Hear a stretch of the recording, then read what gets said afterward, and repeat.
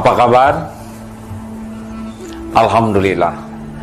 Semoga kita termasuk orang-orang yang bisa menyikapi episode apapun dalam hidup ini dengan sikap yang tepat. Karena hidup ini perpindahan dari satu episode ke episode lain dan terus sampai nanti kita meninggal. Ada waktu bayi, pindah ke anak-anak, sekolah, kemudian berumah tangga. Lalu ya seperti itulah kita punya anak. Dan sekarang kita memasuki babak selanjutnya adalah babak masa persiapan kemerdekaan, yaitu masa pensiun, masa yang amat indah, masa yang penuh berkah karunia Allah, agar kita punya waktu yang lapang untuk bisa mengevaluasi perjalanan hidup kita, agar kita punya waktu yang cukup untuk bisa memperbaiki apa yang salah, melengkapi apa yang kurang, sehingga babak akhir dalam hidup kita ini akhirnya adalah kesuksesan. Tahukah kesuksesan? Sukses itu husnul khotimah, akhir hayat yang baik. Namun banyak orang yang salah strategi, salah menyikapi masa pensiun ini. Tidak jarang ada yang terjebak di dalam dramatisasi pikiran, dipertegang, dipersulit, dipergawat dengan banyak pikiran yang tidak perlu, dengan banyak bayangan-bayangan yang justru hanya menyengsarakan diri. Padahal pensiun hanya sebuah episode, sama dari TK ke SD, dari SD ke SMP, sama hanya perpindahan episode, biasa saja. Tapi sikap kitalah yang menentukan apakah episode ini membawa berkah atau sebaliknya menjadi fitnah dan musibah. Oleh karena itu, semuanya ini tergantung dari cara sudut pandang kita. Kalau kita melihat pensiun adalah karunia Allah, masa yang sangat berkah untuk kita bisa mengevaluasi, memperbaiki, dan menyiapkan babak akhir hidup kita sebaik-baiknya, maka pasti bersyukur. Karena dalam masa pensiun kita sudah tidak banyak terikat dengan kantor yang rutin, yang selama berpuluh tahun kita hidup. Banyak kita melakukan hal-hal yang tidak wajib kita lakukan, bahkan yang haram, karena terikat oleh situasi. Sekarang kita akan memasuki masa yang paling berkah, masa pensiun. Berikut ini secara sederhana saja, ada 5 kiat menghadapi persoalan. 1, kita harus sangat siap dengan yang cocok dan yang tidak cocok dengan keinginan kita. Mengapa? Karena hidup ini mustahil akan selalu cocok. Dan bila cocok semua, pasti akan bermasalah. Ibu ingin sehat, bapak ingin sehat, yang lain juga ingin sehat. Kalau semuanya ditakdirkan sehat, tahu sendiri kan? Dokter, rumah sakit, toko obat, pabrik obat, dan infrastrukturnya pasti akan menjadi masalah besar. Sakit, sehat sama saja, tergantung bagaimana menyikapinya. Tepat menyikapi sehat, berkah. Tepat menyikapi sakit, juga berkah. Kita harus sangat siap dengan yang cocok dan yang tidak cocok, karena tugas kita bukan mengatur Allah. Tugas kita cuma 3, meluruskan niat, menyempurnakan ikhtiar, dan pasrahkan kepada Allah dengan tawakal. Apapun yang terjadi, kalau sudah niatnya lurus, ikhtiar maksimal dan tawakal, itu pasti yang terbaik. Tidak penting keinginan kita selalu terwujud, yang terpenting adalah apa yang terbaik menurut Allah, karena dialah yang maha tahu. 2, kalau sudah terjadi, terima, ridho. Orang itu menderita bukan karena kenyataan, orang itu menderita karena tidak menerima kenyataan. Bukan tidak bisa menerima, tidak mau menerima kenyataan. Setiap takdir sudah diukur oleh Allah, setiap episode sudah diukur juga.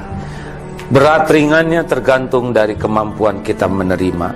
Seperti genteng jatuh ke jidat, kalau sudah kena, ridho. Karena tidak ridho juga sudah benjol. Tidak bisa kita mengatakan saya tidak menerima. Tanda terimanya sudah ada.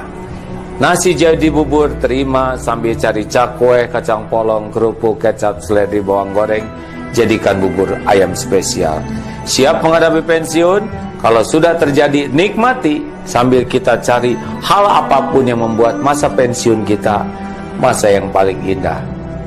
3, jangan mempersulit diri. Ayolah kita jujur, sudah banyak episode yang kita jalani, sudah sering kita ngarang, tegang, cemas, begitu gawat seperti yang akan kita hadapi. Tapi sesudah kita lewati, biasa saja, tidak segawat yang kita duga sebelumnya. Usia seperti kita ini sudah tua, sudah banyak yang kita lewati. Masih hidup, masih makan, masih berpakaian, masih berteduh. Kurang apa? Kurang syukur dan kurang ajar, maaf, kurang bijak terhadap karunia Allah. Makanya kendalikan diri, jangan segala dikarang. Ada Allah, ya. Semuanya sudah pas kok. Kerjakan dengan baik, HHN, hadapi, hayati episode ini, dan nikmati dengan ada di jalan Allah. Tidak ada yang gawat. Rezeki sudah ada. Sebelum kita lahir, sudah ada. Ada nafas, ada rezeki. Kita tidak akan mati sebelum rezeki kita habis, jatah kita. Maka nikmati saja. Yang keempat, inilah evaluasi diri. Karena tidak ada satupun karunia kecuali dari Allah, dan tidak ada satupun keburukan yang menimpa kecuali diundang oleh perilaku buruk kita sendiri. Kalau kita bisa menemukan keburukan kita dan kita bisa tobat, hadiahnya hati jadi tenang. Jalan keluar akan ada dan pertolongan Allah akan datang dengan sendirinya dari tempat yang tidak diduga. Kuncinya adalah tobat. Orang tobat hanya baru bisa terjadi kalau berani jujur melihat keburukan, kesalahan, kekurangan sendiri. Tidak ada yang membahayakan hidup kita selain keburukan kita sendiri. Orang berbuat buruk kepada kita, dia akan dapat balasannya. Dan boleh jadi keburukan orang jadi penggugur dosa kita. Tapi kalau kita berbuat buruk, itu pasti jadi petaka bagi kita. Tidak ada yang mengancam diri kita selain keburukan kita sendiri. Tidak ada yang mencelakakan diri kita selain keburukan kita sendiri yang tidak segera kita taubati. Inilah ladang waktu yang luas. Kita bisa tafakur, buka lembaran-lembaran hidup yang salah, yang kurang, kita mohon ampun ke Allah, minta maaf kepada orang, dan kita perbaiki. Maka sibuklah dengan memperbaiki diri, insya Allah semua akan menjadi lebih baik. Dan yang kelima adalah cukuplah Allah sebagai penolong kita. Segala-gala yang ada ini cuma ciptaan Allah, tidak bisa memberi manfaat kalau Allah tidak menghendaki, dan tidak bisa membawa mudarat kecuali kalau Allah menghendaki. Tanpa kehendak Allah tidak ada nikmat sekecil apapun yang datang, dan tidak jatuh sehelai rambut pun. Oleh karena itu dekati Allah, pencipta, pemilik, penguasa, penentu segalanya. Mendekati makhluk tidak salah, tapi berharap dari makhluk, bergantung bersandar ke makhluk, itulah biang kesengsaraan kita. Termasuk kepada benda. Semua hanya ciptaan, tidak bisa membahagiakan, tidak bisa menolong, tidak bisa memuliakan tanpa izin pemiliknya. Inilah kesempatan emas.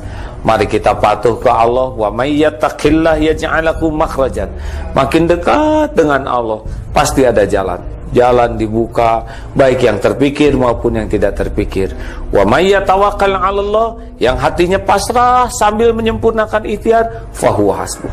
Pasti Allah cukupi. Allah tahu keperluan kita lebih tahu daripada kita sendiri. Karena dialah Allah yang menciptakan kita memiliki keperluan.